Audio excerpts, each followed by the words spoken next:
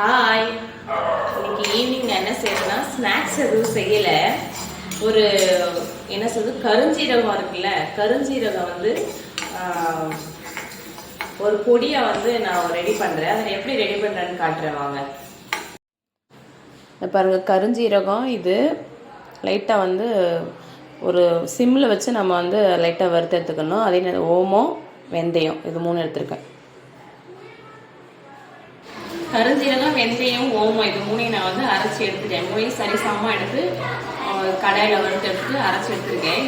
அரைச்சி வச்சு இது மாதிரி பாக்ஸில் அரைச்சி வச்சுக்கணும். இது எதுக்கு யூஸ் ஆகுதுன்னா, நம்ம ஏதாவது சாப்பிட்டது வந்து டைஜஸ்ட் ஆகாமல் ஒரு மாதிரி எஞ்சினே நின்றுச்சுன்னா இதை வந்து ஒரு டம்ளர் சுடுதண்ணியில் ஃபஸ்ட்டு ஒரு ஸ்பூன் வாயில் போட்டு சுடுதண்ணி குடித்தோம்னா அந்த டைஜஸ்ட் ப்ராப்ளம், செரிமான பிரச்சனை வந்து சரியாகும். அதே நேரத்தில் மோஷன் நல்லா போகும். இது வந்து நான் யூஸ் பண்ணிகிட்டு இருக்கேன்.